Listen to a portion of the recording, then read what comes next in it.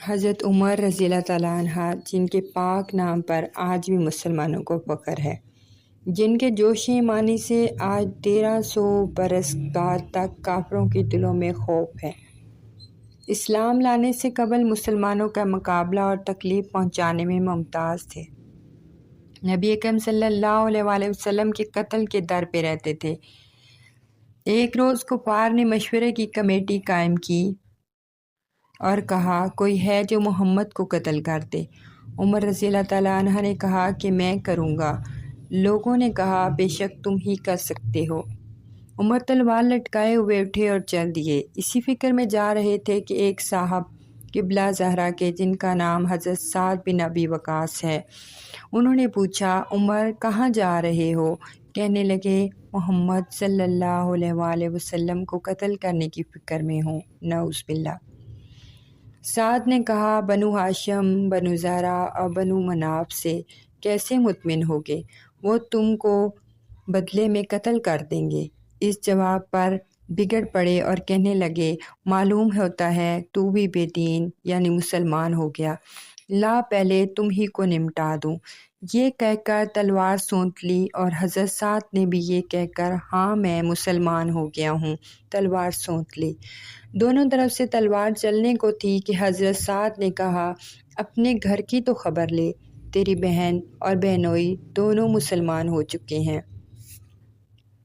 یہ سننا تھا کہ غصے میں بھر گئے اور سیدھے بہن کے گھر گئے۔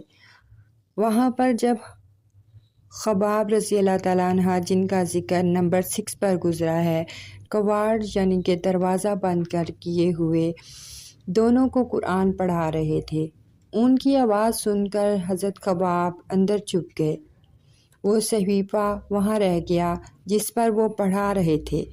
بہن نے دروازہ کھولا تو عمر رضی اللہ تعالیٰ عنہ نے جو چیز بھی ہاتھ میں تھی بہن کے سر پر دے ماری۔ سر سے خون بہنے لگا اور کہنے لگے، اپنی جان کی دشمن، تو بھی بے دین ہو گئی؟ اور اس کے بعد اندر آئے اور پوچھا، کیا کر رہے تھے؟ بہنوئی نے کہا، بات چیت کر رہے تھے۔ کہنے لگے، کیا تم نے اپنا دین چھوڑ کر دوسرا دین اختیار کر لیا ہے؟ بہنوئی نے کہا، اگر دوسرا دین حق پر ہو تب۔ یہ سننا تھا کہ ان کی داڑھی پکڑ کے کھینچی اور بے تحاشا ٹوٹ پڑے اور زمین پر گرا کر خوب مارا۔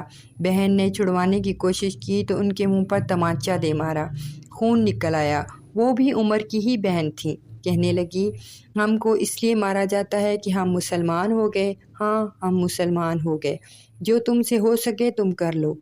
اس کے بعد حضرت عمر رضی اللہ تعالیٰ عنہ کی نگاہ اس صحیفہ پر پڑی جو جلدی میں باہر رہ گیا تھا، اور غصے بھی کم مار پیٹ کے بعد کم ہو گیا تھا، اور بہن کے اس طرح خون سے بھر جانے پر شرم بھی آ رہی تھی۔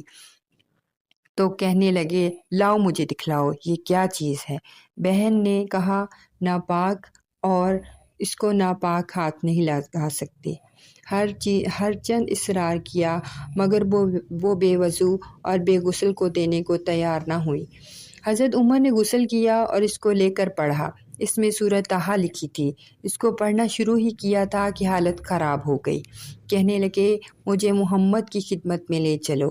یہ بات سن کر حضرت خباب رضی اللہ تعالیٰ عنہ اندر سے نکلے اور کہا، اے عمر، تمہیں خوشخبری دیتا ہوں کہ کل شب حضور اقدس صلی اللہ علیہ وآلہ وسلم نے دعا مانگی تھی کہ یا اللہ، عمر اور ابو جہل میں جو تجھے زیادہ پسند ہے اسے اسلام کی قوت عطا فرما۔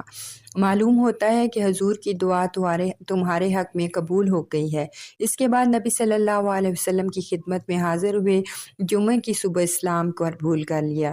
ان کا مسلمان ہونا ہی تھا کہ کفار کے حوصلے بہت پست ہونا شروع ہو گئے، مگر پھر بھی وہ مختصر جماعت تھی۔